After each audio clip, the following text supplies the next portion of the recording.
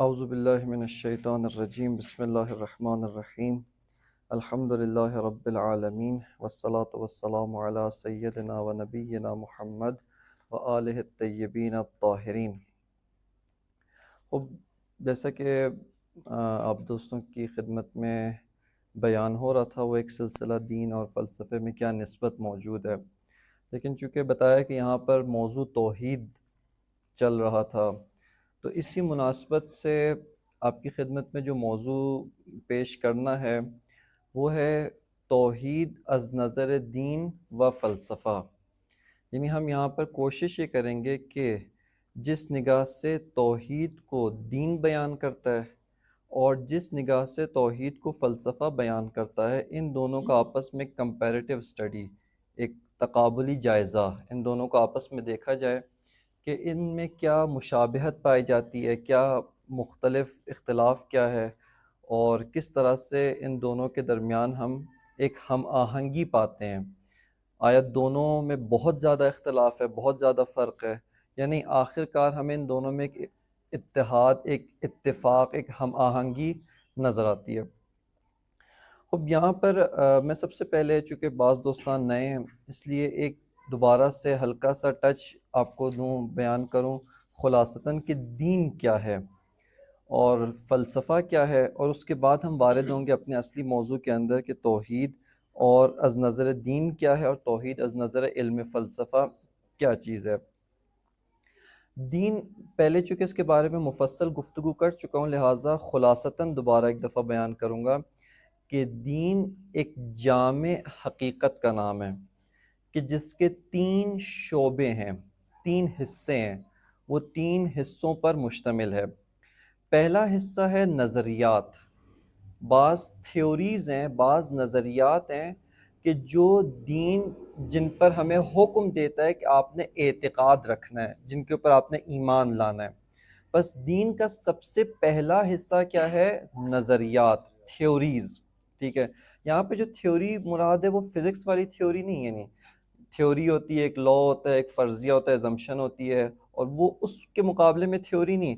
یہاں پر تھیوری در مقابل پریکٹیکل ہے، یعنی نظریہ در مقابل عملی، صحیح ہے نا۔ دین جو ہے وہ بعض عملی احکامات لے کر آیا ہے، اس کے مقابلے میں دین بہت سارے نظریات لے کر آیا ہے جن کے اوپر انسان نے ایمان رکھنا ہے، جن کے اوپر اعتقاد رکھنا ہے۔ بس دین ایک جامع حقیقت کا نام ہے کہ جو 3 حصوں پر مشتمل ہے۔ پہلا حصہ اس کا نظریات، یا جن کو ہم اپنی روزمرہ کی زندگی میں عقائد کہتے ہیں۔ اسی نظریات کی بنیاد کے اوپر دین ہمارے لیے بعض اخلاق کو ڈیفائن کرتا ہے، یعنی انہی نظریات سے ہی اخلاق بھی نکلتا ہے۔ اگر کوئی انسان ان نظریات کو قبول کرتا ہے، اس کو مانتا ہے، اس پہ اعتقاد رکھتا ہے، اس کا اخلاق کیسا ہونا چاہیے، اس کے اندر نفسانی صفات، نفسانی کوالٹیز کیا ہونی چاہیے، یہ بھی دین بتاتا ہے۔ اس کے بعد تیسرا جو حصہ آتا ہے وہ ہے احکام کا، کہ ایک انسان نے نظریات کو بھی قبول کیا ہے، اس کے بعد نفسانی جو کوالٹیز ہیں اپنے اندر، دین کے مطابق اخلاق ہے، اس کو بھی اپنایا ہے۔ پھر تیسرے مرحلے پہ باری آتی ہے احکام کی، کہ آپ دین نے جن چیزوں کو واجب قرار دیا، حرام قرار دیا، جن چیزوں کو مباح مستحب قرار دیا، ان سب کے اوپر اس کے مطابق عمل کریں۔ بس دین ایک جامع حقیقت کا نام ہے جو ان 3 چیزوں پر مشتمل ہے۔ دوسرا نقطہ جو آپ کی خدمت میں عرض کیا تھا کہ دین تمام انسانوں کے لیے آیا ہے، برخلاف علم، یعنی علم فزکس اس سے ایک خاص طبقہ، ایک خاص گروہ گفتگو کرتا ہے، بحث کرتا ہے، ریسرچ کرتا ہے۔ اسی طرح علم فلسفہ بھی ایک مختصر، ایک محدود حلقے کے اندر ایک محدود گروہ اس کو سمجھتا ہے، اس کے بارے میں تحقیق کرتے ہیں اور اس کے بارے میں بحث کرتے ہیں۔ لیکن دین اس طرح سے نہیں ہے، دین ہر انسان کے لیے ہے۔ یعنی اس طرح سے اگر کہوں تو زیادہ بہتر ہے کہ رسول اللہ کے زمانے میں جو عرب جاہلی بدو، یعنی جس کا کام ہی اونٹ چرانا اور مثال کے طور پہ ایک بہت ہی بنیادی ابتدائی زندگی گزار رہا تھا، دین اس کے لیے بھی آیا ہے۔ اور دین مثال کے طور پہ ایک بہت ہی ذہین انسان، جیسے مثال کے طور پہ جناب سلمان فارسی، دین ان کے لیے بھی آیا ہے۔ بس دین کے اندر اتنی کیپیسٹی، اتنی ظرفیت، اتنی قابلیت موجود ہے کہ ان سارے لوگوں کی ہدایت کر سکے. لہٰذا دین جو ہے وہ ایک علم سے مختلف ہو جاتا ہے. علم ایک خاص گروہ، ایک خاص طبقے کے لیے ہوتا ہے، لیکن دین سب انسانوں کے لیے ہوتا ہے. اس کے اوپر انشاءاللہ مفصل آپ کے سامنے وضاحت کی تھی، گفتگو کی تھی. جو شوق رکھتے ہیں وہ اس کی طرف رجوع کر سکتے ہیں. اب یہاں پہ آتے ہیں، ہم سب سے پہلے دیکھتے ہیں کہ توحید از نظر دین کیا ہے. اب دین میں بھی بہت سارے دین کے منابع ہیں، دین کے سورسز ہیں. قرآن مجید، فرقان حمید سب سے پہلا اور اہم ترین منبع ہے. اس کے بعد ہمارے سامنے احادیث مبارکہ کا ایک عظیم ذخیرہ ہے، بالخصوص مکتب اہل بیت کے پاس احادیث رسول کے علاوہ امیر المومنین کے فرمائشات ہیں، آپ کے خطبات ہیں، ائمہ معصومین علیہم السلام کے خطبات اور ان کے کلام موجود ہے، جس کے اندر توحید کو بہت وسیع اور عمیق طور پر بیان کیا گیا ہے. یہاں پر ابھی دین کی نگاہ میں توحید جو ہے، چونکہ وقت کم ہے اور میں چاہتا ہوں کہ دوسرا جو حصہ ہے یعنی فلسفے کی نگاہ میں توحید کیا ہے، فلسفہ توحید کو کیسے بیان کرتا ہے، کیسے ایکسپلین کرتا ہے، کیسے اس کی وضاحت کرتا ہے، اس کے اوپر ذرا تفصیل سے گفتگو کی جائے. لہٰذا صرف اور صرف ہم قرآن کی نگاہ میں ابھی توحید کو دیکھ رہے ہیں، اور وہ بھی کل قرآن ممکن نہیں ہے چونکہ بہت وسیع ہے قرآن. یعنی آپ یہ سمجھیں کہ بعض مفسرین کے بقول علامہ طباطبائی رحمۃ اللہ علیہ کے مطابق کہ قرآن کی کوئی آیت ایسی نہیں ہے جو توحید سے خالی ہو، ہر آیت کی بنیاد توحید ہے. اب قرآن مجید ایک جگہ پہ معاشرتی گفتگو فرما رہا ہے، معاشرے کو بیان کر رہا ہے. مثال کے طور پہ کہہ رہے ہیں کہ اے لوگوں انا خلقناکم من ذکر و انثی، ہم نے تمہیں ایک مرد اور عورت سے پیدا کیا، وجعلناکم شعوبا وقبائل، تمہیں مختلف گروہ میں، مختلف قبیلوں میں تقسیم کیا. کیوں؟ لتعارفوا، تاکہ تم پہچانے جاؤ. خب اس کی کیا وجہ ہے؟ یعنی یہ تمہارے لیے باعث فضیلت، باعث افتخار نہیں ہے. کیوں؟ کیونکہ تم سب کے سب ایک خدا کی مخلوق ہو. بس اجتماعی زندگی کی بنیاد بھی توحید ہے، ٹھیک ہے، معاشرتی زندگی کی بنیاد بھی توحید ہے. لہٰذا قرآن مجید کا کوئی بھی حکم، کوئی بھی آیت، کوئی بھی نقطہ وہ توحید سے خالی نہیں ہے. لہٰذا ایک خاص ترتیب کے تحت انشاءاللہ آپ کے سامنے 3 مراحل میں اس کو بیان کروں گا، توحید از نظر قرآن، اور اس کے بعد اپنے دوسرے موضوع کے دوسرے حصے کی طرف بڑھیں گے. سب سے پہلا جو قرآن مجید نے ذکر کیا ہے وہ ہے توحید کو اس بات کرنا، پروف کرنا. توحید یعنی خداوند متعال، آیا کوئی خالق، کوئی رب موجود ہے یا موجود نہیں ہے، اس کو پروف کرنا، اس کو ثابت کرنا. لہٰذا یہ پہلا مرحلہ ہے جس کو قرآن مجید نے مختلف جگہوں پر بیان کیا اور ذکر کیا. اس پہلے جو مرحلہ ہے اس کے 3-4 سٹیپس ہیں، 3-4 پوائنٹس ہیں. اس کو آپ ترتیب کے ساتھ اگر ساتھ چلتے رہیں گے تو آپ کے لیے بات کی سمجھ اور فہم بہت آسان ہو جائے گی.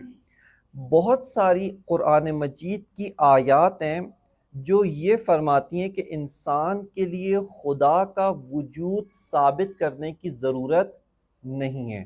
یعنی جس طرح سے میں آپ کے سامنے ابھی سوال پوچھوں کہ آپ ثابت کریں کہ یہاں پر نور موجود ہے، لائٹ، آپ کہیں گے واضح ہے، ہم دیوار کو نور کے ذریعے دیکھتے ہیں، لائٹ کے ذریعے دیکھتے ہیں، ٹھیک ہے. خود لائٹ نہ ہو تو اس کو نہیں دیکھ سکتے. لہٰذا خود یہی کہ ہم چیزوں کو دیکھ رہے ہیں، یہی کہ ہم بہت ساری چیزوں کے بارے میں علم رکھتے ہیں، ان کو اپنی آنکھوں سے دیکھ رہے ہیں، یہ بہترین دلیل ہے کہ لائٹ موجود ہے. یعنی اس کے اوپر کوئی اور دلیل آپ قائم نہیں کر سکتے ہیں. اسی طرح قرآن مجید کی بہت ساری آیات ہیں جو یہ بیان کرتی ہیں کہ کیا خدا کے وجود میں شک ہے تمہیں؟ یعنی یہ اتنا واضح مسئلہ ہے کہ اس کو ثابت کرنے کی ضرورت نہیں ہے. علمی اصطلاح میں اس کو کہتے ہیں بدیہی ہے. بدیہی یعنی اس کو دلیل کی ضرورت ہی نہیں ہے. اگر آپ تھوڑا سا اس کے بارے میں اپنے ذہن کو خالی کریں، ذہن کو شفاف کریں، یہ مسئلہ آپ کے لیے بالکل روز روشن کی طرح واضح ہے. جیسا سورہ مبارکہ ابراہیم کی آیت نمبر 10، افی اللہ شک فاطر السماوات والارض، کیا تمہیں خدا کے وجود پر کوئی شک ہے کہ کون؟ جو فاطر السماوات والارض ہے. یعنی آپ کو دلیل کی ضرورت نہیں، یہی آپ زمین اور آسمان کا ہونا اس بات کی دلیل ہے کہ کوئی خالق، کوئی رب موجود ہے۔ بس یہ آیات وہ ہیں کہ جو کہتی ہے کہ توحید یعنی خداوند متعال کا وجود یہ ایک بدیہی، ایک فطری، ایک واضح چیز ہے جس کے اوپر دلیل کی ضرورت نہیں ہے۔ یہ پہلا مرحلہ، یعنی پہلے مرحلے کا پہلا سٹیپ۔ اسی کا دوسرا سٹیپ ایسا ہے کہ جس کے اندر خداوند متعال نے بعض آیتوں میں دلیل بھی پیش کی ہے، خداوند متعال کے وجود کو ثابت بھی کیا ہے، عقلی لحاظ سے اس کو ثابت کیا ہے۔ جیسے سورہ مبارکہ فصلت کی آیت نمبر 53 کے اندر سنریہم آیاتنا فی الآفاق وفی انفسہم حتی یتبین لہم انہ الحق، کہ عنقریب ان کو دکھائیں گے اپنی نشانیاں۔ کہاں دکھائیں گے؟ آفاق میں، یعنی کائنات میں، زمین و آسمان میں۔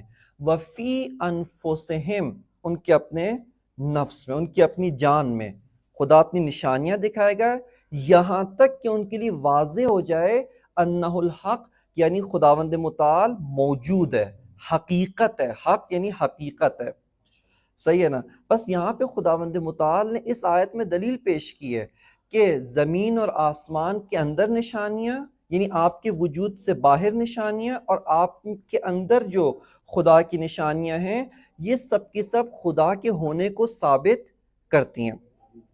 سورہ مبارکہ الملک آیت نمبر 3، الذی خلق السبع سماوات طباقا ما تری فی خلق الرحمن من تفاوت، جس کو دلیل نظم بھی کہا جاتا ہے، یعنی خداوند متعال نے زمین و آسمان کو خلق کیا، اس کے بعد سے اس زمین و آسمان کے اندر ایک نظم پایا جاتا ہے، منظم، ایک ڈسپلنڈ ہے، ہرج و مرج نہیں ہے اس کے اندر، صحیح ہے؟ بس خود یہ ڈسپلن، یہ نظم بتاتا ہے کہ کوئی ایک قادر، کوئی ایک حکیم، کوئی ایک ناظم جو اس کو منظم کرتا ہے، جو اس کو ڈسپلنڈ کے اندر رکھا ہوا ہے، ایسی ذات ہے کہ جس نے اس زمین و آسمان کو نظم دیا ہے۔ آیت کی طرف توجہ کریں، سورہ مبارکہ ملک آیت نمبر 3، ما تری فی خلق الرحمن من تفاوت، یعنی تم خداوند متعال کی خلقت میں کسی قسم کا نقص، کوئی قصور، کسی قسم کی بے نظمی، انڈسپلنڈنس نہیں پاؤ گے۔ تمہیں یہ نظام مکمل منظم ملتا ہے، سورج کے نکلنے کا وقت ہے، غروب ہونے کا خاص وقت ہے، حتیٰ اگر سورج کے طلوع اور غروب کا وقت میں اضافہ ہو رہا ہے یا کمی ہو رہی ہے، وہ بھی ایک نظام کے تحت ہے، وہ بھی ایک کیلکولیشن کے تحت ہے، صحیح ہے؟ بس یہ سارا کا سارا ایک منظم اور ڈسپلن نظام ہے۔ لہٰذا آیت کا اگلا حصہ کہتا ہے فرجع البصر هل تری من فطور، دوبارہ پلٹ کے دیکھو، تیسری مرتبہ غور کرو اور دقت کرو، کیا کوئی نقص، کوئی قصور، کوئی کمی، کوئی جو ہے وہ نقص نظر آتا ہے؟ کسی قسم کی اس کے اندر کوئی کمی تم ڈھونڈ سکتے ہو؟ بس اس کا مطلب ہے کہ منظم ہونا، ڈسپلنڈ ہونا، یہ اس بات کی دلیل ہے کہ کوئی خالق ہے اور کوئی ناظم ہے، کوئی تدبیر کرنے والا ہے جو اس نظام کی تدبیر کرتا ہے۔ تیسری آیت جو ہے آپ کی خدمت میں عرض کرنی ہے وہ سورہ مبارکہ الانبیاء آیت نمبر 22، کہ اس آیت سے جو ہے وہ بہت ہی زیادہ علماء نے بہت زیادہ استفادہ کیا ہے۔ لو کان فیہما آلہۃ الا اللہ لفسدتا، کہ یہ خدا کے وجود کے اوپر بھی اور اس کی وحدانیت پر بھی دلیل ہے۔ یعنی دو چیزیں ہیں یہاں پر، ایک خدا کا وجود ثابت کرنا ہے کہ کوئی خالق ہے، کوئی مالک ہے، کوئی تدبیر کرنے والا ہے، اور دوسرا ہے کہ وہ ایک ہے، وہ واحد ہے، اس کی توحید کو بھی ثابت کرنا ہے، ٹھیک ہے؟ یہ آیت توحید کو بھی ثابت کرتی ہے کہ وہ وحدہ لا شریک ہے، اس کا کوئی شریک نہیں ہے، وہ واحد ہے۔ لو کان فیہما آلہۃ الا اللہ لفسدتا، کہ اگر ان زمین و آسمان میں خداوند متعال کے علاوہ اور بھی الہ ہوتے، اور بھی خالق ہوتے، اور بھی رب ہوتے، لفسدتا، یہ دونوں فاسد ہو جاتے، ان دونوں میں فساد پھیل جاتا۔ فسبحان اللہ رب العرش عما یصفون، یہ توحید بہت ہی مختصر، میں نے 3-4 آیتیں صرف نمونے کے طور پر ذکر کی ہیں، ورنہ اگر آپ اس کے بارے میں تفصیل سے قرآن مجید کی آیات کے اندر غور کریں، دیکھیں، اسی نگاہ سے مطالعہ کریں، تو آپ کو گویا پورا قرآن ہی اس کے اوپر دلیل لگے گا، پورے قرآن کے اندر جا بجا اس نقطے کی طرف ذکر کیا گیا۔ طبعا قرآن مجید کے اندر خداوند متعال کے وجود کو ثابت کیا گیا۔ میں ایک دفعہ اگر کلی طور پہ عنوان بھی دوبارہ ذکر کر دوں تاکہ جو ہمارے دوست ابھی نئے شامل ہوئے ہیں ان کے لیے بھی واضح ہو جائے کہ ہم کیا کرنا چاہتے ہیں۔ ہمارا موضوع یہ ہے توحید از نظر دین و فلسفہ، یعنی ایک کمپیریٹیو سٹڈی ہے دین اور فلسفے کی نگاہ میں توحید کے بارے میں۔ لہٰذا سب سے پہلے دین کی ڈیفینیشن بیان کی، اس کے بعد قرآن مجید، چونکہ دین کے منابع بہت زیادہ ہیں، احادیث کو فی الحال ہم نے ایک طرف رکھا ہے، نہیں کہ احادیث میں توحید نہیں ہے، وقت کی کمی کی باعث گنجائش نہیں، اس وجہ سے احادیث کو ہم نے ابھی ایک طرف رکھا ہے۔ قرآن مجید کے اندر اگر ہم توحید کو دیکھیں تو 3 مراحل کے اندر ہمیں توحید ملتی ہے۔ پہلا مرحلہ کیا ہے؟ خدا کے وجود کو اثبات کیا گیا، پروف کیا گیا، اس کے اوپر دلیل پیش کی گئی ہے، اور یہ 3-4 آیتیں جو آپ کے سامنے پڑھیں یہ اسی مطلب کے متعلق تھیں۔ دوسرا جو مرحلہ ہے وہ اس خالق کی، اس خدا جس کو ثابت کیا ہے، اس کی صفات، اس کی کریکٹرسٹکس، اس کی خصوصیات کو بیان کیا گیا ہے۔ مثال کے طور پہ وہ جو خالق ہے، وہ جو آپ کا خدا ہے، وہ علیم ہے، علم رکھتا ہے، صاحب علم ہے، وہ قدیر ہے، صاحب قدرت ہے، اسی طرح اور متکلم ہے، کلام کرتا ہے۔ صحیح، اب کلام کس طرح سے کرتا ہے وہ ایک الگ گفتگو ہے، لیکن خداوند متعال نے اپنے لیے جو عنوان ایک استعمال کیا ہے کہ خداوند متعال متکلم ہے۔ اسی طرح خداوند متعال حی ہے، صاحب حیات ہے، صحیح ہے، اسی طرح رازق ہے، اور بے تحاشا خداوند متعال نے اپنے لیے جو ہے وہ صفات کو قرآن مجید میں ذکر کیا۔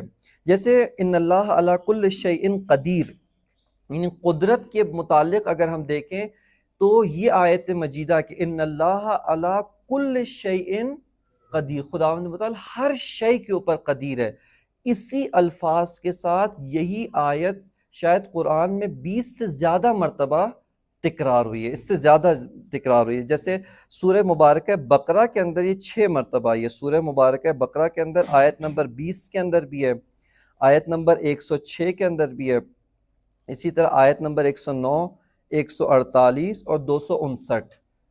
ان صرف سورہ بقرہ کے اندر 6 مرتبہ مختلف آیات کے اندر اس کا آخری حصہ ان اللہ علی کل شیء قدیر، اس کے اوپر اینڈنگ ہوئی ہے آیت کی، یعنی خداوند متعال صاحب قدرت ہے، قدیر ہے، ہر شے کے اوپر قدرت رکھتا ہے۔ اسی طرح ایک اور جو خداوند متعال کے لیے صفت کثرت سے قرآن مجید نے بیان کی ہے وہ ہے علیم، صاحب علم ہے، علم رکھتا ہے، صحیح ہے، اور علم بھی نہ معمولی علم، ہر عالم سے مافوق علیم ہے، یعنی خداوند متعال ہر علم سے بالاتر اس کا علم ہے۔ اسی طرح ایک اور جو صفت خدا کے لیے وہ ہے حکیم، صاحب حکمت ہے۔ حکمت کہتے ہیں کہ جس کے کام میں، جس کی بات میں، جس کے فعل میں استحکام پایا جاتا ہو، کوئی نقص نہ ہو، وہی نقص نہ ہونا یعنی استحکام ہو، محکم ہو، اس کو حکیم کہتے ہیں۔ اسی وجہ سے علم فلسفہ کو حکمت کیوں کہا جاتا ہے؟ علم حکمت، اس کی ایک وجہ یہی ہے کہ علم فلسفہ چونکہ روش عقلی کی بنیاد پہ چلتا ہے لہٰذا محکم علم ہے، استحکام پایا جاتا ہے اس کے اندر، اس وجہ سے اس کو حکمت کہتے ہیں۔ لہٰذا خداوند متعال نے اپنے لیے جو القاب قرآن میں استعمال کیے ان میں سے ایک علیم حکیم ہے۔ سورہ بقرہ آیت نمبر 32 کے اندر بھی خداوند متعال نے اپنے آپ کو علیم حکیم کے ساتھ اپنی صفت کو بیان کیا ہے۔ اسی طرح سورہ مبارکہ یوسف کے اندر آیت نمبر 83 اور آیت نمبر 100، ان کے اندر بھی خداوند متعال نے ایک ہی آیت میں ان دونوں القاب کو کہ علیم حکیم ان دونوں کا اپنے لیے استعمال کیا۔ اسی طرح سورہ مبارکہ تحریم آیت نمبر 2 کے اندر بھی خداوند متعال نے اپنے لیے ان 2 صفات کو استعمال کیا۔ یہ بالکل مختصر طور پہ خداوند متعال نے اپنے لیے جن صفات کو قرآن میں دین نے بیان کیے وہ آپ کی خدمت میں رکھی ہیں۔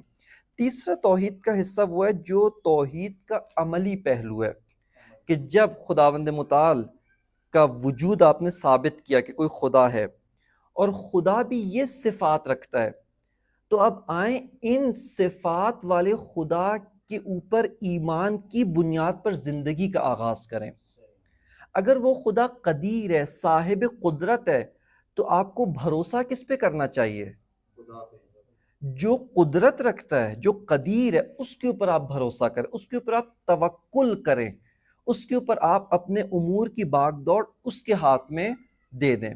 اسی طرح اگر خداوند مطہر علیم ہے، صاحب علم ہے، اس کے قبضہ قدرت میں ہر علم، ہر شے کا علم ہے، تو آپ کی پریشانیوں کا بھی اس کو علم ہے. وہ جانتا ہے آپ کی کیا پریشانی ہے، کیا مشکلات ہیں، کیا آپ کی زندگی کے اندر کیا کمیاں ہیں، کیا کوتاہیاں. آئیں اس کی بنیاد پر زندگی کی بنیاد رکھیں، اس توحید کے اوپر زندگی گزاریں. یہ توحید آپ کی زندگی گزارنے کے لیے ایک مکمل راستہ بتاتی ہے.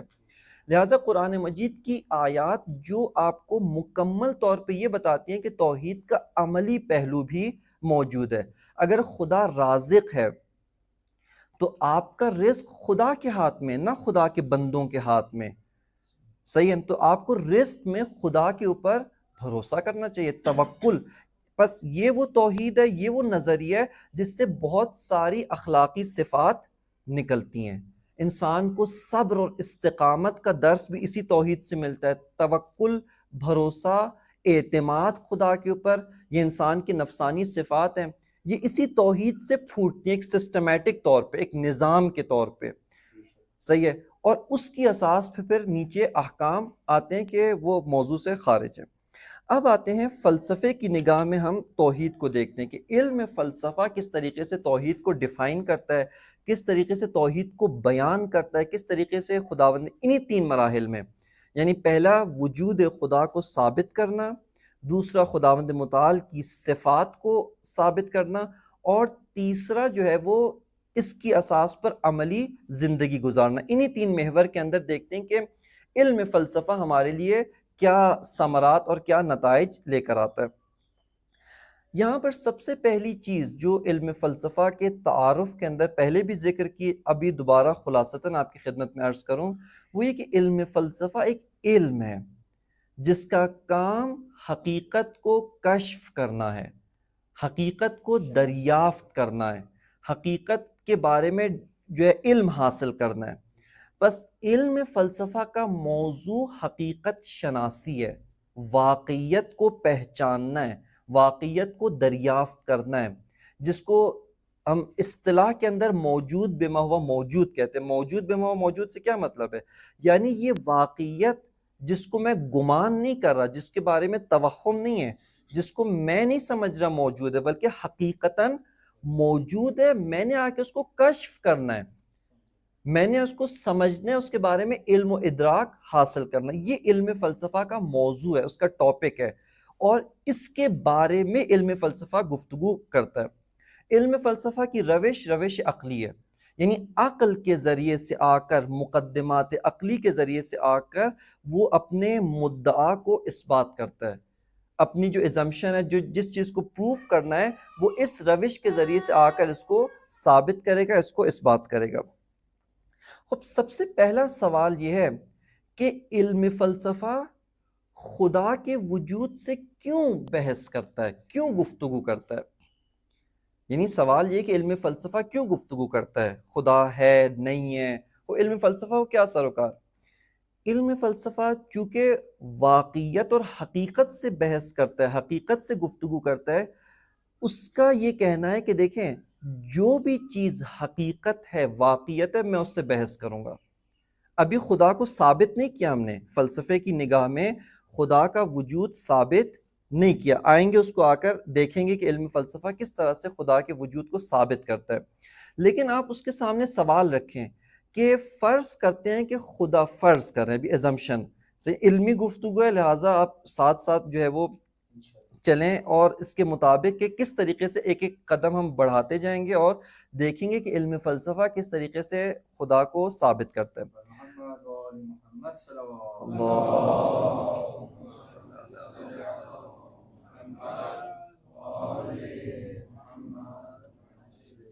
ہم یہاں پر علم فلسفہ کے سامنے یہ کہتے ہیں کہ فرض کرتے ہیں کہ ایک حقیقت ہے جو خدا ہے. یا اس سے ایک اور اچھی مثال لیتا ہوں. مثال کے طور پہ ابھی تک ہمارے سامنے کوئی صرف یہ چیزیں ہیں، یہ مثال کمرہ ہے، دیوار ہے، یہ سب کچھ ہے، ٹھیک ہے. فلسفہ کہتا ہے کہ یہ حقیقت ہے، میں اس سے آ کر گفتگو کروں گا، اس سے آ کر بحث کروں گا، اس کی حقیقت کس طرح کی حقیقت ہے اس کو بیان کرنا میری ذمہ داری ہے. اب آتے علم فلسفہ کے سامنے سوال رکھتے ہیں، کہتے ہیں کہ آیا مریخ نامی کوئی سیارہ بھی ہے یا نہیں ہے؟ فلسفہ کہتا ہے کہ اگر ثابت ہو جائے کہ مریخ نامی کوئی حقیقت ہے، اس کے وجود سے، اس کی حقیقت سے، اس کی واقعیت سے گفتگو کرنا میری ذمہ داری ہے.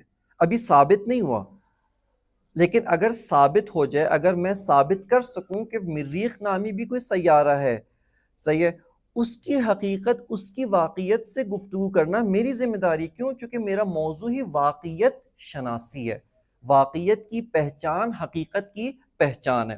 لہٰذا علم فلسفہ کیوں خدا سے بحث کرتا ہے؟ اگر یہاں پر کوئی نہ سمجھے کہ نعوذ باللہ الہاد پھیلایا جا رہا ہے، شک جو ہے نا پھیلا رہے، نہیں، علمی گفتگو میں اسی مراحل سے گزرتے ہیں.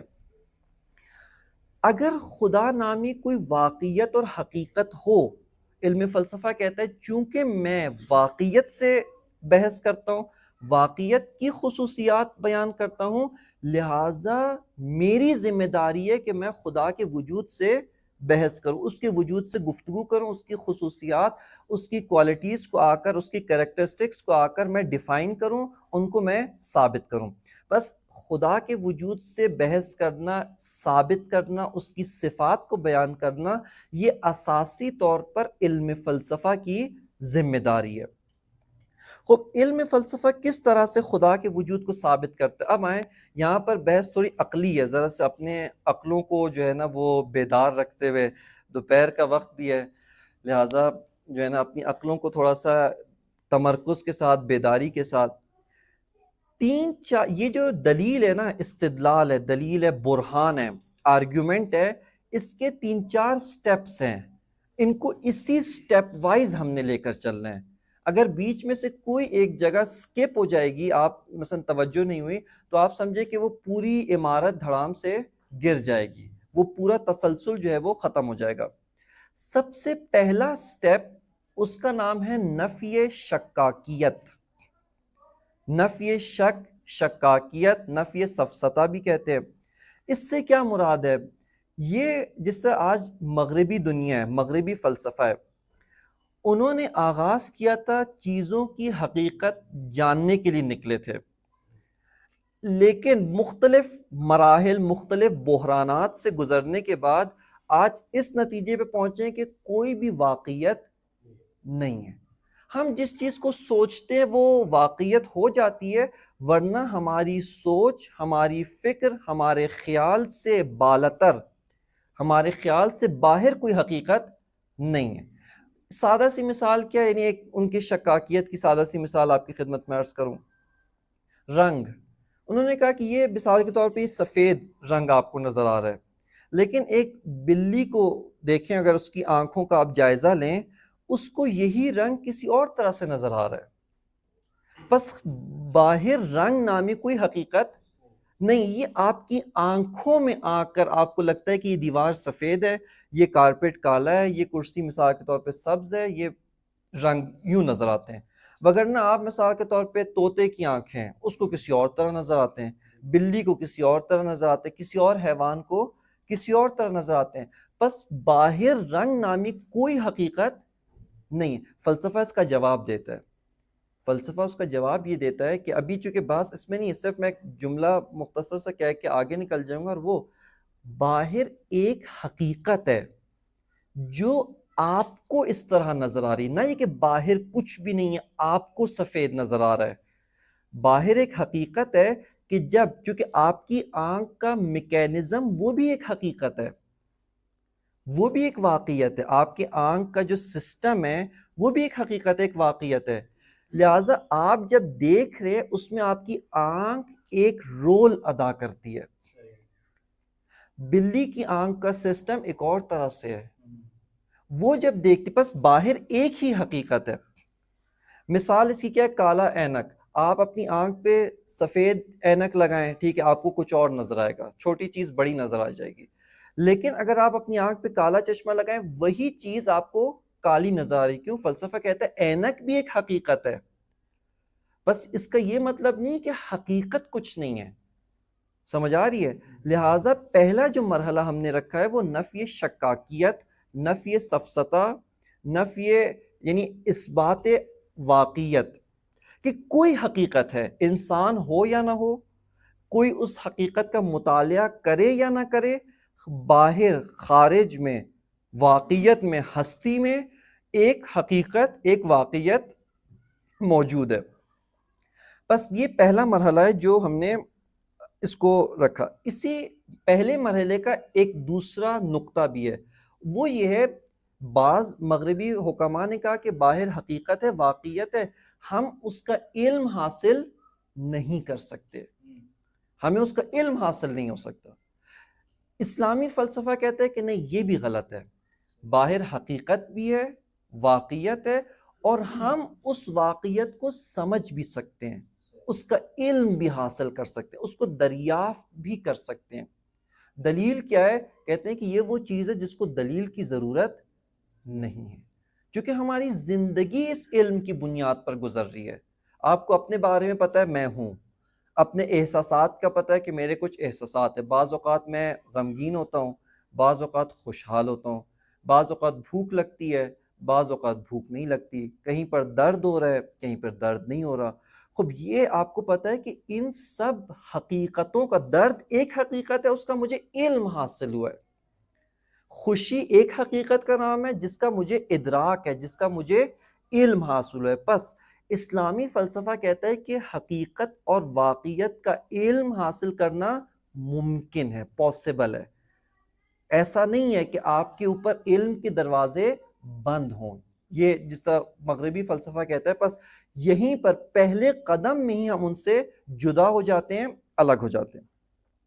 دوسرا قدم یہاں پر یہ ہے کہ اب اس کے بارے میں ذرا سا آپ کی بیدار سماعتوں کو زحمت دوں گا، میں بیدار اذہان کو غور و فکر کے اوپر تھوڑا مجبور کروں گا. اور وہ یہ کہ دیکھیں، ہم اپنے اطراف میں بے تحاشا موجودات کو دیکھتے ہیں، پاتے ہیں. مثال کے طور پہ یہیں پر میں آپ اتنے ماشاءاللہ انسان بیٹھے ہیں، ان سب کو میں دیکھ رہا ہوں. اس کے علاوہ اور بے تحاشا چیزیں ہیں، دیواریں ہیں، کارپیٹ ہے، کرسی ہے، بے تحاشا موجودات کو ہم دیکھتے ہیں. بس یہ موجودات ہیں، یہ موجودات واقعیت ہیں، یہ موجودات حقیقت رکھتی ہیں، یہ موجودات موجود ہیں. ایسا نہیں کہ میں ان کے موجود ہونے کو گمان کر رہا ہوں، اعتباری نہیں ہے، یعنی گمان نہیں ہے. مثال کے طور پہ بھوت پری نام کی کوئی حقیقت نہیں ہے، صرف افسانے میں، انسان کے خیال میں بچوں کو ڈرانے کے لیے ایک فرضی کردار فرض کیا جاتا ہے، ورنہ فرض سے باہر، اس ایزمپشن سے باہر اس کا کوئی وجود نہیں. لیکن یہ جو اتنے سارے موجودات ہیں، یہ اس طرح سے نہیں ہے، ان کو میں نے فرض نہیں کیا، یہ حقیقت رکھتے ہیں اور واقعاً موجود ہیں.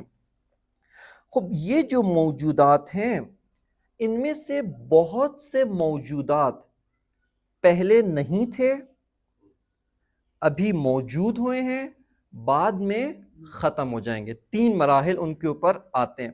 بس مرحلہ بہ مرحلہ چل رہے ہیں میرے ساتھ. اب یہ قدم دوم کے اندر ہم نے کہا کہ بہت سارے موجودات کو ہم پاتے ہیں، ان کو دیکھتے ہیں. ان موجودات میں کیا چیز دیکھتے ہیں؟ اپنے اطراف آپ دیکھیں بہت سارے موجودات، کیا کہ یہ پہلے موجود نہیں تھے، معدوم تھے. معدوم یعنی عدم، نیستی تھے، کچھ بھی نہیں تھے. پھر موجود ہوتے ہیں، اور پھر کچھ عرصے کے بعد دوبارہ ختم ہو جائیں گے، دوبارہ معدوم ہو جائیں گے. بس موجودات جو ہمارے اطراف میں ہیں، ان کے اوپر یہ 3 مراحل گزرتے ہیں. اب یہیں پر عقل آتی ہے، آ کر اسی میں سے ایک موجود کو اٹھاتی ہے اور عقلی لحاظ سے اس کا آپریشن کرتی ہے. عقلی آپریشن کیا ہوتا ہے؟ یعنی اس کو آ کر اس کے اجزاء کو الگ کرتی ہے، اس کو جو ہے یعنی آپ جدا کرتی ہے، اس کے اندر جو مختلف ایلیمنٹس ہیں، مختلف عناصر ہیں، ان کو جدا کرتی ہے. سب سے پہلے عقل یہ کہتی ہے، توجہ کریں میری طرف یہاں پہ، کہ یہ جو چیز ہے پہلے نہیں تھی، ابھی موجود ہے، کچھ عرصے کے بعد ختم ہو جائے گی، معدوم ہو جائے گی. ٹھیک ہے، معدوم یعنی ختم ہو جانا. موجود کے مقابلے میں موجود کی جو اپوزٹ فارم ہے وہ معدوم ہے. ٹھیک ہے، پہلے بھی معدوم تھی، ابھی موجود ہے، بعد میں بھی معدوم ہوگی.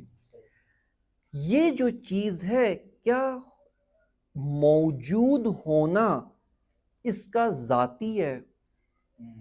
توجہ کریں، سوال کیا ہے.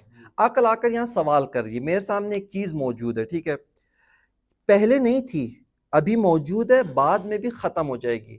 آیا موجود ہونا، ایگزسٹنس، اس کے لیے ذاتی ہے؟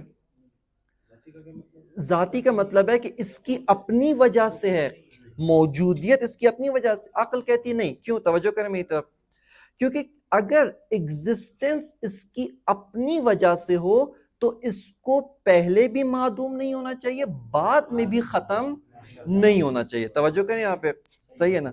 یعنی اس شے کی ایگزسٹنس، اس شے کی موجودیت، اس کا ہونا، اس کی ہستی، وہ اس کی اپنی ذات کی وجہ سے نہیں ہے. کیوں؟ دلیل کیا ہے؟ عقل کہتی ہے کہ اگر اس کا ہونا، اس کی ایگزسٹنس، اس کا موجود ہونا اس کی اپنی وجہ سے ہو تو اس کو پہلے کیوں معدوم تھی؟ کیونکہ پہلے بھی تو یہ شے نہیں تھی. ٹھیک ہے، ابھی یہ شے موجود ہو گئی ہے، اب جب موجود ہوئی اور ایگزسٹنس اس کی اپنی وجہ سے تو اس کو باقی رہنا چاہیے، یہ کیوں دوبارہ ختم ہو جائے گی؟ بس یہاں پر آ کر عقل اس شے کو کہتی ہے کہ اس کی ایگزسٹنس اور اس کی ذات، ان میں آ کر جدائی کرتی ہے. اس کو تھوڑا سمجھنے کی ضرورت ہے. یعنی باہر ایک ہی چیز ہے، فرض کریں یہ ایک ہی موبائل ہے، ٹھیک ہے، عقل نے آ کے کیا کہا کہ یہ اس کے مثال کے طور پہ پروڈیوس ہوا ہے فلاں زمانے میں، پہلے بھی نہیں تھا، کچھ عرصے بعد یہ ختم ہو جائے گا، بالکل سمجھے ختم ہو گیا. یہ اس سے اچھی مثال آپ ایک پودے کی لیں. ایک درخت ہے، پہلے بھی نہیں تھا، آپ نے بیج بویا، درخت بن گیا، کچھ عرصہ اس نے اپنی جوانی کا دور گزارا، پھر خزاں آیا، درخت ختم ہو گیا، سمجھے ختم ہو گیا. صرف پتے نہیں ختم ہوئے، پورا کا پورا درخت ہی ختم ہو گیا. یہاں پر عقل سوال کرتی ہے کہ ایگزسٹنس، موجودیت، اس کا ہونا، اس کی ہستی، وہ خود اسی درخت کی وجہ سے ہے یا اس کو کسی اور نے ایگزسٹ کیا ہے، کسی اور نے اس کو ایگزسٹنس عطا کی ہے. خب کیا دلیل ہے آپ کے پاس کہ ایگزسٹنس اس کی اپنی وجہ سے نہیں ہے؟ وہ یہی دلیل ہے کہ درخت جو ہے پہلے موجود نہیں تھا. اگر ایگزسٹنس اس کی اپنی وجہ سے ہوتا تو اس کو کبھی بھی معدوم نہیں، زمانے ماضی میں اس کو کبھی بھی ختم نہیں ہونا چاہیے تھا، کبھی بھی معدوم نہیں ہونا چاہیے تھا. اس کا ماضی میں معدوم ہونا یہ بتاتا ہے کہ ایگزسٹنس، موجودیت، ہونا اس کی اپنی وجہ سے نہیں. خب اب یہ موجود ہو گیا، اس کے بعد اگر دوبارہ وہی سوال، کیا ایگزسٹنس ابھی بھی اس کی وجہ سے؟ عقل کہتی نہیں، کیونکہ اگر ایگزسٹنس اس کی اپنی وجہ سے ہوتا، اس کا ذاتی ہوتا، اس کا پرسنل ہوتا، یعنی خود اسی کی وجہ سے ہوتا، کسی اور نے اس کو موجود نہ کیا ہوتا، اس صورت میں اس کو ہمیشہ باقی رہنا چاہیے. ٹھیک ہے، یہاں تک بات واضح ہو گئی، کلیئر؟ بس یہاں پر عقل آ کر دوسرا سوال کرتی ہے، اور وہ یہ کہ دیکھیں، اگر موجودیت اس کی اپنی وجہ سے نہیں ہے تو اس کو کس نے موجود کیا؟ چونکہ یہ قاعدہ اتفاق، صحیح ہے، یعنی بغیر کسی علت کے، بغیر کسی سبب کے ایک شے کا موجود ہو جانا، عقل اس کو محال قرار دیتی، امپاسبل ہے، یہ ہو ہی نہیں سکتا. ٹھیک ہے، آگے اس قاعدے کی میں تھوڑی وضاحت کروں گا. ابھی صرف یہاں تک جتنا ہمیں کام ہے، تھوڑا سا آگے چلتے ہیں، اس کی مزید وضاحت ہوگی. بس عقل دوسرا سوال یہ پوچھتی ہے کہ اس کو کس نے ایجاد کیا، یعنی دوسرے الفاظ میں اس کے لیے کسی علت کا ہونا ضروری ہے، کسی سبب کا ہونا، کسی کاز کا ہونا ضروری ہے. کیوں؟ چونکہ اس کی ایگزسٹنس، اس کا موجودیت، اس کا ہونا، اس کا ہستی، وہ اس کی اپنی وجہ سے نہیں ہے. اپنی وجہ سے نہیں ہے تو کسی اور نے اس کو عطا کیا، کسی اور نے اس کو دیا. بس یہ دوسرا سٹیپ ہم نے یہاں پر طے کیا. اچھا تیسرا سٹیپ، اب تھوڑا سا آپ کی عقلوں کو مزید میں جو ہے نا وہ زحمت دوں گا. وہ یہ ہے کہ دیکھیں ایک چیز ہو ہمیشہ سے ہے ہمیشہ رہے گی. تیسرا فرض نا، ابھی تک ہم نے کیا کہا، ایک چیز ہے جو پہلے بھی نہیں تھی، ایک ٹائم پیریڈ میں ایگزسٹ کرتی ہے، موجود ہوتی ہے، ایک اور ٹائم پیریڈ میں جا کے ختم ہو جائے گی. صحیح ہے. اس کو کیا چاہیے؟ علت کی ضرورت ہے، اس کو سبب چاہیے، کاز چاہیے جو آ کر اس کو ایجاد کرے، جو اس کو آ کے ایگزسٹنس میں لائے. اب تیسری چیز، تیسرا سٹیپ، ہم ایک چیز دیکھتے ہیں کہ جو ہمیشہ سے اور ہمیشہ رہے گی. صحیح ہے. اب یہاں پر آ کر عقل یہاں پر بھی ایک سوال کرتی ہے، تھوڑا سا اس کے بارے میں آپ ذرا غور کریں. وہ یہ کہ دیکھیں یہ چیز اگرچہ ہمیشہ سے ہے اور ہمیشہ رہے گی، لیکن موجود ہونا، ایگزسٹنس، ہم اس کی ذات کو دیکھتے ہیں. ذات کس چیز کا نام ہے؟ یعنی ہم اس چیز کے جتنے ایلیمنٹس ہیں، جتنے اجزاء ہیں، ان کو کھول کے کھنگال کے ان کا آپریشن کر رہے، ایک ایک چیز کو الگ کر رہے، بالکل جدا کر رہے. عقل یہ کام کر رہی ہے. یعنی ہم یہاں پر اس طرح سے نہیں ہے کہ ہم باہر یعنی جو فزیکل چیز ہے اس کو نہیں کھول رہے، ہم آ کر اس کو عقل کی لیبارٹری میں رکھتے ہیں اور عقل آتی آ کر ایک ایک ایلیمنٹ کو بالکل الگ کر رہی ہے، جدا کر رہی ہے. یہاں پر مثال کے طور پہ ایک مثال لیتا ہوں میں آپ کے سامنے تاکہ تھوڑا سا مطلب واضح ہو جائے. مثال کے طور پہ ملائکہ، فرشتے جو میٹا فزیکل ہے، ابھی ہم نے کچھ بھی ثابت نہیں کیا، ٹھیک ہے نا، ابھی ہم صرف یہاں پر اسی دنیا میں ہیں. صرف ایک مثال کے طور پہ لے لو، ازمپشن، تاکہ بات سمجھا سکوں. وہ زمانے کی قید سے بالاتر ہیں. ایسا نہیں کہ ایک زمانے میں پیدا ہوئے ہوں، ایک زمانہ گزرا ہو پھر ختم ہو جائے، نہیں. چونکہ یہ زمانے میں ہونا یہ مٹیریل ورلڈ، مادی دنیا کی خاصیت ہے. خب یہ فرشتہ، ایک فرشتہ ہم نے لیا، اس کو ہم دیکھ رہے ہیں، ہمیشہ سے ہے، ہمیشہ رہے گا. آیا یہ فرشتہ، اس کی اگر ہم ایلیمنٹس کا جائزہ لیں، ایگزسٹنس اس کی ذات کا حصہ ہے. ذات سے کیا مراد ہے؟ یعنی جب ہم اس کو دیکھتے ہیں، فرشتہ کیا ہے؟ اس کی یہ کوالٹیز، یہ کوالٹیز ہیں.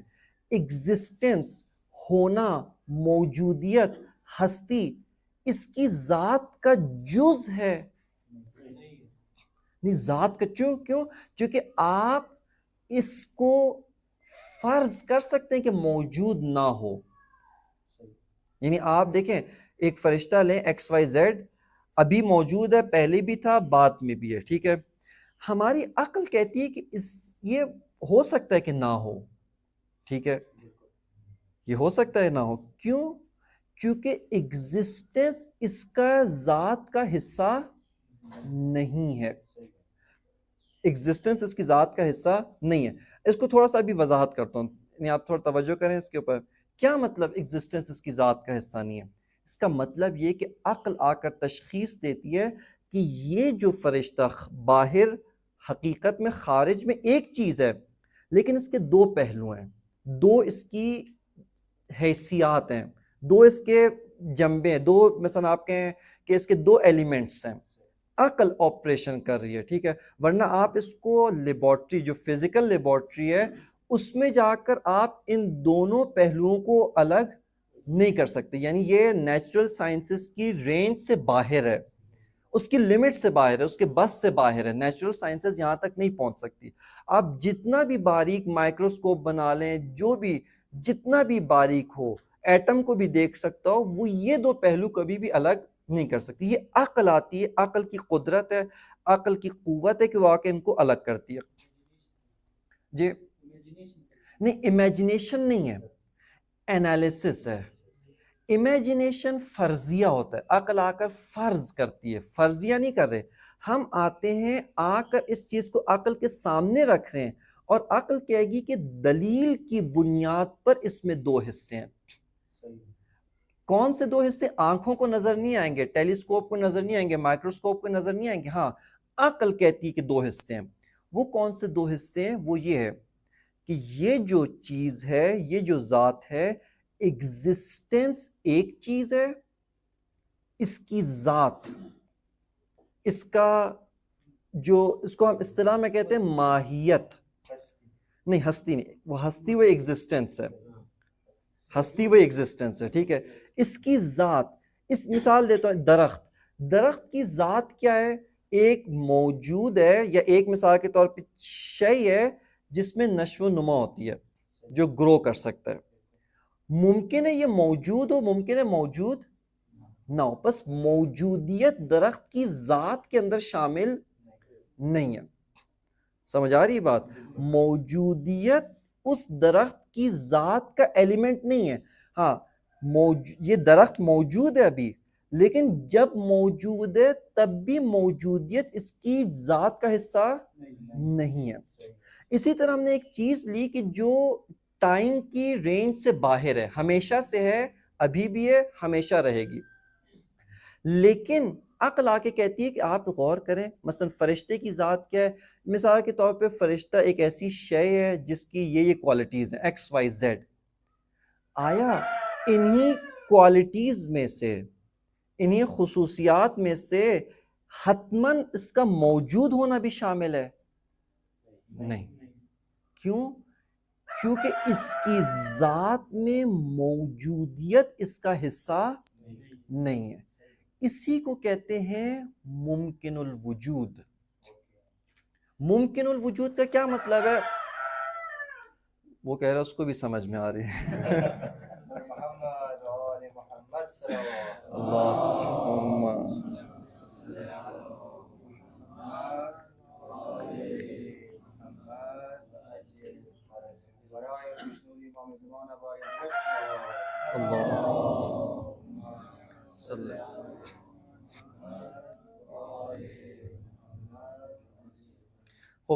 بس یہاں پر عقل آ کے کہتی ہے کہ اس شے کی ایک ذات ہے اور ایک اس کی ایگزسٹنس، اگرچہ ہمیشہ سے ہے، ابھی بھی ہے، ہمیشہ رہے گا. لیکن عقل آ کر امیجنیشن نہیں ہے، فرض نہیں کر رہی، یہاں پہ اس کو انالیسس کر رہی ہے.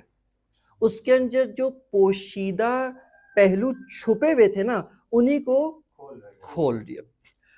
اس کو کہتے ہیں ممکن الوجود. ممکن الوجود کا کیا مطلب ہے؟ ممکن الوجود یعنی ایک شے کہ ایگزسٹنس، موجودیت اس کا ذاتی نہ ہو، چاہے ہمیشہ سے ہمیشہ رہے، وہ مسئلہ نہیں ہے، ایگزسٹنس اس کا ذاتی نہیں ہے. اس کو ممکن الوجود کہتے ہیں. ٹھیک ہے. یہاں پر عقل آتی ہے، ایک قاعدہ دیتی ہے، اور وہ قاعدہ یہ ہے کہ ہر ممکن الوجود کے لیے ایک علت کا، کاز کا ہونا ضروری ہے، حتمی ہے. کیوں؟ دیکھیں، توجہ کریں یہاں پہ دوبارہ میری طرف. اس شے کی ذات کو ہم دیکھیں، مطالعہ کریں، اس کے اندر ایگزسٹنس نہیں ہے لیکن ابھی موجود ہے. سمجھ آ رہی بات؟ بہت ہیوی تو نہیں ہو رہا؟ یہ صرف آگے والے کہہ رہے ہیں، نہیں جو ہے نا پیچھے والے بھی انشاءاللہ امید ہے کہ سمجھ میں آ رہی ہوگی. یہاں پر عقل کیا کہتی ہے کہ ایگزسٹنس ابھی، موجودیت ابھی اس کی ذات کا حصہ نہیں ہے لیکن ابھی یہ موجود ہے. تو یہاں پر عقل سوال پوچھتی کہ کیوں موجود ہے؟ کیوں موجود ہے؟ دیکھیں، اگر کیوں کا سوال کہاں پہ ہوتا ہے؟ جہاں پر وہ چیز اس شے کی اپنی وجہ سے نہ ہو. مثال دیتا ہوں، آپ ایک جگہ جائیں، آپ دیکھیں کارپیٹ گیلا، آپ پوچھتے ہیں کارپیٹ کیوں گیلا ہے؟ کیوں؟ چونکہ یہاں پر کارپیٹ کا گیلا ہونا اس کی اپنی وجہ سے نہیں ہے، پانی کی وجہ سے ہے. لیکن آپ پانی کے بارے میں سوال نہیں پوچھتے پانی کیوں گیلا ہے. کیوں؟ چونکہ پانی اپنی ذات کی وجہ سے گیلا ہے. اگر گیلا نہ ہو تو وہ پانی نہیں ہے، وہ کچھ اور ہوگا. ٹھیک ہے. یعنی یہاں پہ پانی، لفظ پانی مراد نہیں ہے، اس کی حقیقت. ٹھیک ہے. یہیں پر ہمارا بے عینی یہی مسئلہ یہاں پر ہے کہ یہ چیز جس کی ایک ذات ہے، ہم اس کی ذات کو پڑھ رہے ہیں، ہم اس کو، عقل آتی ہے، اس کو انالیسس کر رہی ہے، اس کو کھول رہی ہے. جب اس کو انالیسس کر رہی ہے، اس کو کھول رہی ہے، تو اس کی ذات میں حتماً موجود ہونا شامل نہیں. مثال انسان کی کیا ڈیفینیشن ہے؟ انسان کی ڈیفینیشن جو علم منطق یا علم فلسفہ کرتا ہے کہ انسان کیا ہے؟ حیوان یعنی صاحب حیات، اور ناطق یعنی علم و ادراک رکھنے والا موجود.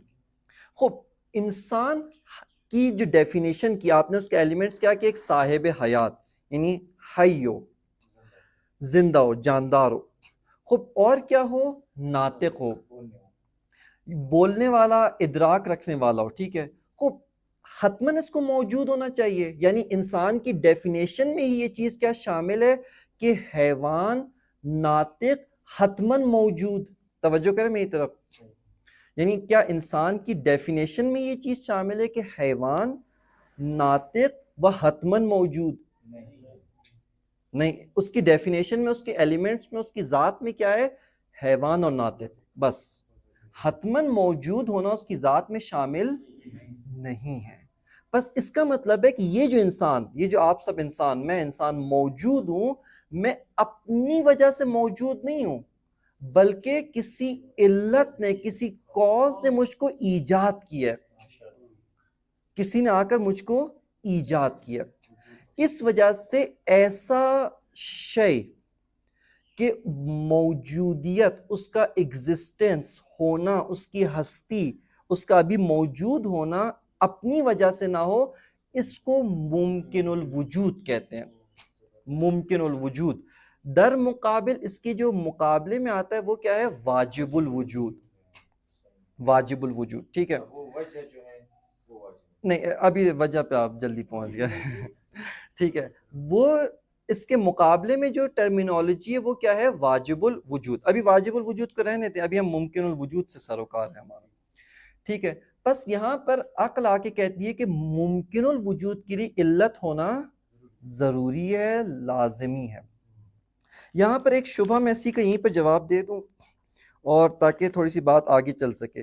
بہت سے لوگ یہ عموماً عامیانہ ایک سوال کیا جاتا ہے کہ اگر ہر موجود کے لیے علت ہونا ضروری ہے تو خدا کی علت کیا ہے؟ صحیح ہے نا؟ یہ سوال کیا جاتا ہے نا، سنا ہوگا آپ نے بھی. کہا کہ اگر زمین کے لیے کوئی سبب چاہیے، خالق چاہیے، آسمان کے لیے، ان سب کے لیے خالق چاہیے، خدا کا خالق کون ہے؟ یہ سوال غلط ہے. ہر موجود کو علت نہیں چاہیے، ہر موجود جو ممکن الوجود ہو اس کے لیے کاز کی ضرورت ہے. یہ سوال ایک مغالطہ ہے، یہ سوال غلط ہے. کیوں؟ چونکہ آپ نے قاعدہ غلط بنایا ہے کہ ہر موجود کو علت اور کاز کی ضرورت ہے. یہ قاعدہ ہی غلط ہے. ہر مثال دوں، آپ سے کوئی کہے کہ بھئی کیا، یعنی ہر چیز، مثلا یہی سوال آپ کہیں پانی کی وجہ سے کارپیٹ گیلا ہے، پانی کیوں گیلا ہے؟ آپ سے وہ پلٹ کے گئے، یہ سوال آپ کا غلط ہے، یہ سوال غلط ہے. صحیح. کیوں؟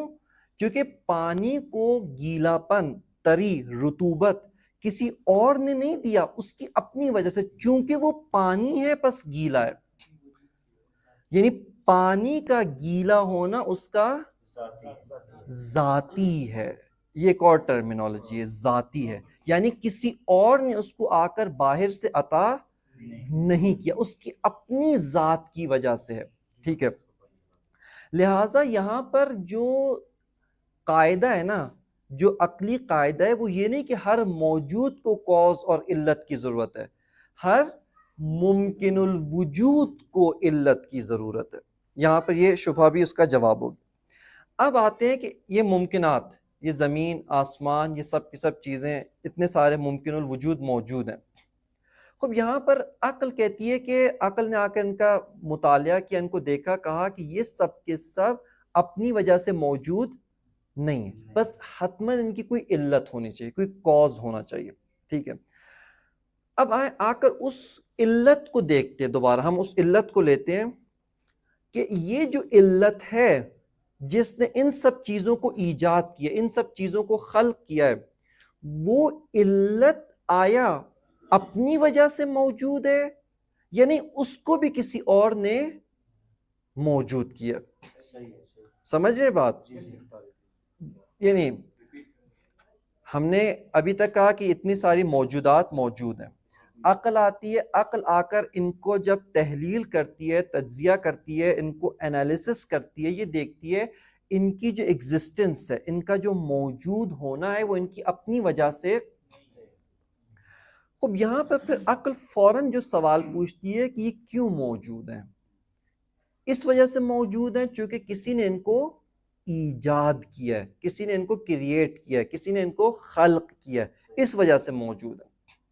یہاں پہ عقل دوبارہ سوال کرتی، کہتی کہ چلو ان کا تو مجھے پتہ چل گیا، یہ کیوں موجود ہیں؟ چونکہ ان کو کسی نے کریٹ کیا، کوئی ان کو ایگزسٹنس میں لایا ہے، اس وجہ سے یہ موجود.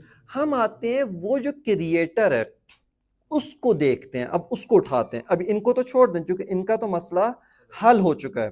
ہم آتے ہیں اس ایگزسٹنس کو، سوری اس کریٹر کو، آتی ہے عقل، آ کر اس کو اٹھاتی ہے، اس کو اٹھا کر دیکھنا شروع کرتی ہے کہ آیا اس کی بھی ایگزسٹنس اس کی اپنی وجہ سے ہے یا کسی اور کی وجہ سے. اگر اس کی ایگزسٹنس اس کی اپنی وجہ سے ہے، یہ واجب الوجود ہو جائے گا. یعنی اس کا جو وجود ہے، اس کی جو ایگزسٹنس ہے، اس کا جو ہونا ہے، اس کی جو ہستی ہے، وہ کسی اور نے اس کو نہیں دیا، چونکہ وہ خود ہے پس موجود ہے. یعنی اس کا ہونا اس کی اپنی ذات کی وجہ سے ہے. ٹھیک ہے، لیکن اسی طرح پس یہاں پر عقل اگر کہے کہ یہ ممکن الوجود ہے، اس کو بھی ایک اور کی ضرورت ہے. یہاں تک کہ یہ سارا کا سارا سلسلہ ایک ایسے موجود کے اوپر ختم ہو، اس پہ جا کر اینڈ ہو کہ جس کی کریشن نہیں، یعنی وہ کریٹڈ نہیں ہے، وہ کریٹر ہے.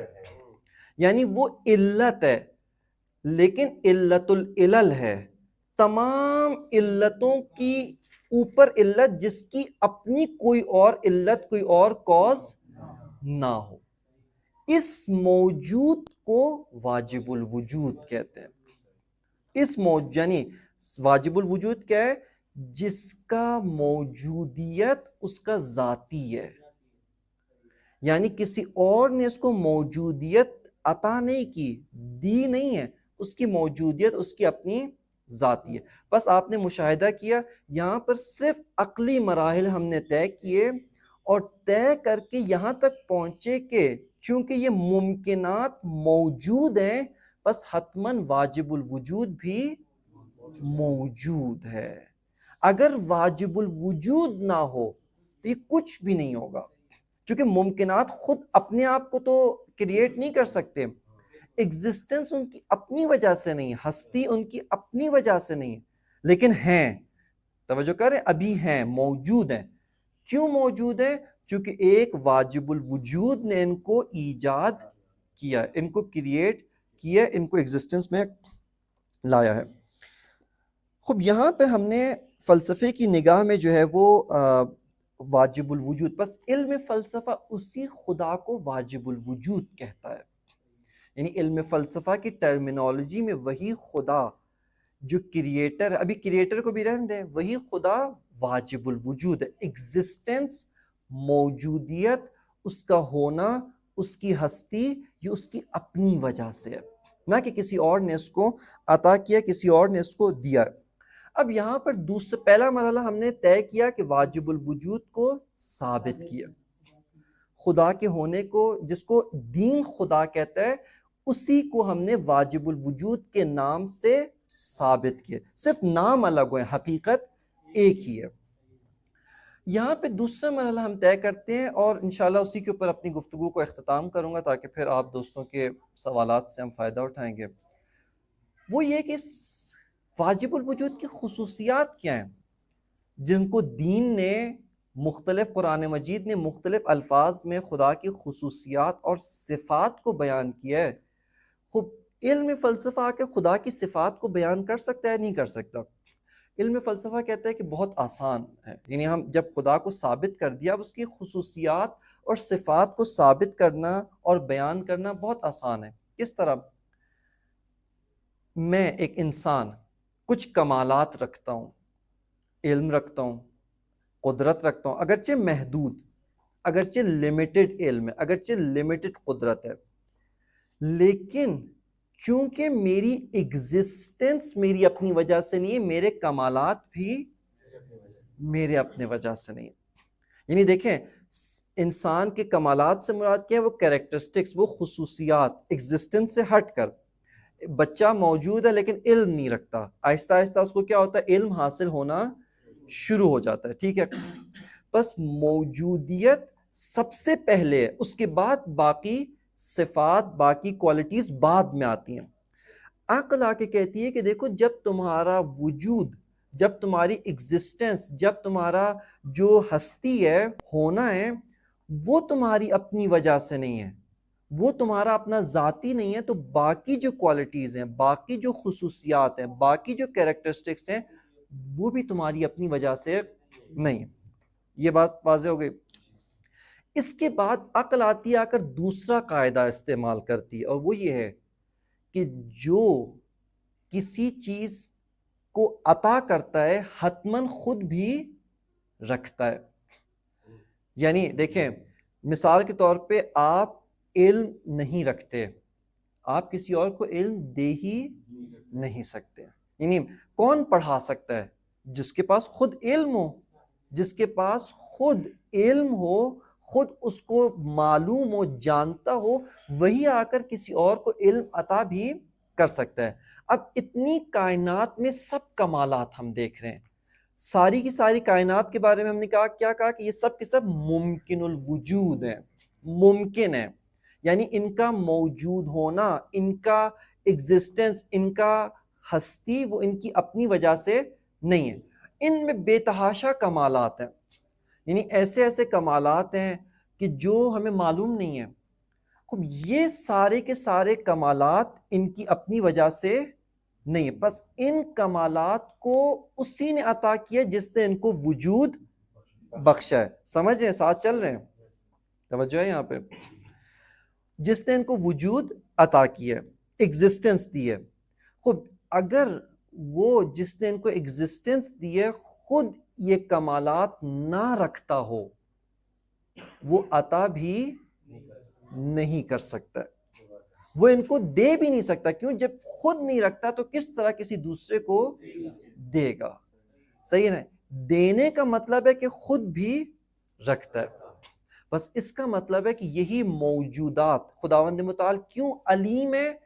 علم، ہم انسان علم رکھتے ہیں، اور ہم تو بہت محدود علم، ملائکہ بھی علم رکھتے ہیں، اس سے بالاتر اور علم کے مدارج، اور علم کے مدارج ہیں، وہ سب کے سب بھی خدا نے ان کو عطا کیے ہیں. بس قاعدے کا نام کیا ہے کہ جو بھی کسی چیز کو عطا کرتا ہے وہ حتماً خود بھی رکھتا ہے.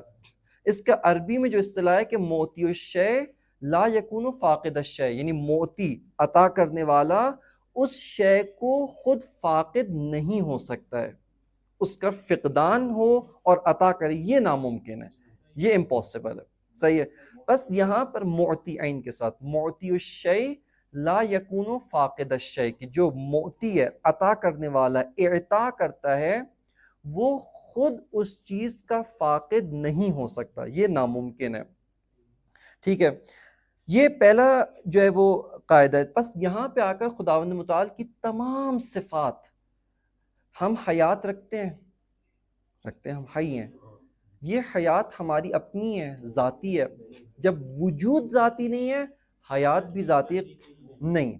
بس حیات بھی کسی نے عطا کی ہے، جس نے عطا کی ہے حتماً خود بھی یہ صفت رکھتا ہے. بس خداوند متعال صاحب حیات ہے، حی ہے. ہم علم رکھتے ہیں، خدا علیم ہے. ہم قدرت رکھتے ہیں، خدا قدیر ہے، قادر ہے. یہ ایک قاعدہ. دوسرا قاعدہ جس کے ذریعے سے ہم خدا کی صفات کو ثابت کر سکتے ہیں وہ یہ کہ اگر اس کو آپ تھوڑا سا محسوس کریں اپنے اندر، میں آپ کو ابھی ایک مثال کے طور پہ کام کہتا ہوں کہ آپ اپنے ذہن میں اپنے اپنے گھروں کا نقشہ لائیں. جو گھر آپ نے دیکھا ہے نا، ابھی جس گھر سے اٹھ کے آئے، اس گھر کا نقشہ اپنے ذہن میں لائیں. لے آئے؟ ٹھیک ہے. خب یہ جو آپ نے اپنے ذہن میں یہ جو علم ایجاد کیا ہے، یہ جو علم ابھی تصور کیا ہے، اس کو جو آپ نے اپنے ذہن میں بنایا ہے، یہ آپ کا معلول ہے، یہ آپ کا افیکٹ ہے نا، آپ نے اس کو ایجاد کیا، آپ نے اس کو کریٹ کیا، چونکہ اگر آپ نہ ہوتے تو آپ کا یہ ذہن میں صورت، یہ تصویر بھی نہ ہوتی. بس یہ آپ کا کیا ہے؟ معلول، یہ آپ کا افیکٹ ہے، آپ اس کی کاز ہیں، آپ اس کی علت ہیں، سبب ہیں. دوسرا قاعدہ کہتا ہے کہ علت کو اپنے معلول سے، کاز کو اپنے افیکٹ سے، سبب کو اپنے مسبب سے قوی تر ہونا چاہیے. ہمیشہ بالاتر عقل کہتی ہے، عقل کے علاوہ ہم کوئی بات ہی نہیں کر رہے یہاں پر. عقل کہتی ہے کہ علت ہمیشہ اپنے معلول سے رتبے میں بالاتر ہوتی ہے. وجود کے لحاظ سے، ایگزسٹنس کے لحاظ سے علت قوی ہے، معلول ضعیف ہوتا ہے، معلول ضعیف ہوتا ہے. بس یہاں سے آپ یہ ثابت کر سکتے ہیں کہ جو ہم علم رکھتے ہیں خدا علیم ہے، یعنی اس سے بالاتر. کیوں؟ وہ علت ہے، سب چیزوں کی علت ہے، سب کا کاز ہے، سب کا سبب ہے، سب کو ایجاد کرنے والا ہے. لہٰذا وہ جو علم رکھتا ہے بے نہایت علم ہے، اس کی قدرت لامحدود قدرت ہے، اس کی حیات لازوال حیات ہے. بس یہاں پر آ کر عقل جو ہے وہ خدا کی تمام صفات کو بھی ثابت کرتی ہے. اب یہیں پر تیسرا بھی مرحلہ جو آپ کی خدمت میں عرض کیا کہ یہیں پر فلسفہ آتا ہے. یعنی فلسفہ صرف عقلی علم نہیں ہے کہ صرف ذہن میں رک جائے، نہیں.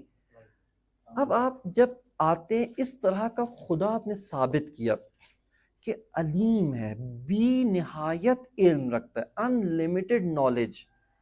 انلمیٹڈ نالج کا مطلب معلوم ہے؟ یعنی میرے بارے میں بھی اس کو سب معلوم ہے. کیونکہ اگر میرے بارے میں معلوم نہ ہو تو اس کا نالج لمیٹڈ ہو جائے گا. یعنی اس کے نالج کو لمٹ لگا رہے ہیں نا آپ، اس کو محدود کر رہے ہیں، قید لگا رہے ہیں. یہ معلوم ہے، یہ معلوم. بس میرے بارے میں بھی تمام باریکیاں جو قرآن نے کہا اس کو فلسفہ ثابت کرتا ہے. ان اللہ علیم بذات الصدور، کہ تمہارے دلوں میں جو خیال گزرتا ہے، جو سوچ گزرتی ہے، تمہاری خوشی غمی، جو بھی تمہارے اندر احساسات ہیں جو تمہارے باہر کسی کو نہیں معلوم، وہ تمہاری علت، تمہارا جو کاز ہے جس سے تمہیں ایگزسٹنس دیا ہے، جو تمہارا خدا ہے، ان سب کو معلوم ہے. کیوں؟ دلیل فلسفی کی بنیاد پر. اسی دلیل کی اب آ کر اس خدا کے ساتھ زندگی گزارے. یعنی اگر واقعاً عقلی طور پہ ہضم ہو جائے، ہم اس کو یقین کر لیں، ثابت ابھی تو سنا ہے ہم نے، گھنٹے بعد بھول جائے گا دیگر مسائل، لیکن ایک دفعہ انسان عادت کر لے، پریکٹس کر لے کہ بھئی جو چیزیں مجھے معلوم ہیں، جو چیزیں میرے لیے ثابت ہو چکی ہیں، میں ان کی بنیاد پر زندگی گزاروں گا. یہ جو قرآن مجید نے کہا کہ خدا تمہارے نزدیک ہے، فلسفہ کہ اس کو ثابت کرتا ہے علت اپنے معلول سے جدا نہیں ہو سکتی. جیسے ہی فاسٹ، کیوں؟ جیسے وہ تصویر کی مثال ہے، آپ نے ذہن میں جو تصویر بنائی ہے، خلق کی ہے، آپ کی توجہ جیسی دوسری طرف ہوگی وہ تصویر ختم، وہ تصویر نابود ہو گئی. کیوں؟ آپ اس تصویر کی علت ہیں. وہ تصویر اپنی ہستی میں، اپنی ایگزسٹنس میں آپ کے اوپر قائم ہے، آپ کے اوپر قائم ہے. اگر آپ جیسے اس تصویر سے تھوڑا سا فاصلہ اختیار کریں، نابود. بس خدا قریب ہے. کتنا قریب ہے؟ ان اللہ یحول بین المرء و قلبہ. خدا تمہارے اور تمہارے دل کے درمیان، دل سے مراد یہ دل نہیں، یعنی تمہاری حقیقت کے اندر، نہ کہ اندر فزیکل اندر نہیں، الفاظ نہیں بیان کرنے کے، لیکن آپ سمجھیں اتنا نزدیک ہے. نحن اقرب الیک من حبل المتین، نہیں حبل الوتین کیا ہے؟ ورید. ہاں اصل حبل الورید، کہ ہم تمہاری شہرک سے بھی. کیوں؟ علت، کاز جیسے ہی اپنے ایفیکٹ سے دور ہوگی وہ ایفیکٹ ختم ہو جائے گا، نابود ہو جائے گا، معدوم ہو جائے گا. بس اتنا یہ فلسفہ اتنا قریب خدا ثابت کرتا ہے. نہیں کہ خدا وہ آسمانوں پر ہے اور فلاں ہم یہاں پہ ہم اپنا کام کریں وہ اپنا کام، نہ، یہ خدا نہیں ہے۔ علم فلسفہ کیا؟ خدا قریب ہے۔ اب آئیں آ کر انسان اس کی بنیاد پر زندگی گزارے، تبھی اکثر جو ہمارے فلاسفہ تھے، اکثر یعنی بڑا طبقہ، وہ بعد میں اپنی زندگی میں اتنے پاک و پاکیزہ لوگ تھے۔ کیوں؟ جب ان یقین ہو گیا کہ اتنا قریب ہے خدا، اتنا نزدیک ہے، خود میں کسی اور پہ کیوں بھروسہ کروں؟ جب اتنا قریب ہے تو میں کوئی اور کام کیسے کر سکتا ہوں؟ مثال کے طور پہ علامہ طباطبائی رحمۃ اللہ علیہ، ان کے بارے میں مشہور ہے یعنی کہ وہ حتیٰ ٹانگ پھیلاتے نہیں تھے۔ کیوں؟ کہ میں خدا کے محضر میں بیٹھا ہوں اور خدا کے محضر میں ہوں، خدا کے حضور میں ٹانگ پھیلانا بے ادبی ہے۔ کتنا سخت ہے! ہم چونکہ اس چیز کو درک نہیں کر پاتے، ہم یعنی خدا کو ہم نے اتنا نزدیک محسوس نہیں کیا کبھی، لہٰذا وہ اس چیز کو محسوس کر رہے تھے، نہیں وہ خدا کے ساتھ زندگی گزار رہے ہیں۔ ہم ابھی خدا کے ساتھ زندگی نہیں گزارتے۔ خدا ہمارا مسجد کے اندر ہے، مسجد جائیں گے وہاں پر بھی نماز کی حد تک، وہاں پہ بھی خدا کے ساتھ نہیں ہوتے ہیں۔ وہاں پہ کیا ہے کہ تیری نماز بے حضور، تیرا امام بے حضور، بے سرور، تیری نماز بے سرور، تیرا امام بے حضور، ایسی نماز سے گزر، ایسے نماز بے حضور ہے ہماری، نماز میں حضور نہیں ہے، یعنی نماز میں بھی خدا کے ساتھ نہیں۔ لیکن علم فلسفہ وہ علم ہے جو صرف ذہنی علم نہیں ہے کہ آپ ایک کانسیپٹس بنا لیں اور بس ختم، کتابوں کی حد تک وہ نہیں، ذہن سے شروع ہوتا ہے، پوری زندگی تک جاتا ہے، پورے عمل تک جاتا ہے، اور آپ کو علم الیقین تک پہنچاتا ہے کہ آپ یقین تک پہنچیں کہ واقعاً خدا موجود ہے۔ میں ریاکاری کس کے لیے کروں جب خدا اتنا نزدیک ہے، سب کچھ دیکھ رہا ہے، تو میں ان لوگوں کو دکھانے کے لیے کام کروں؟ نہیں، خدا کے لیے کام کرنا چاہیے۔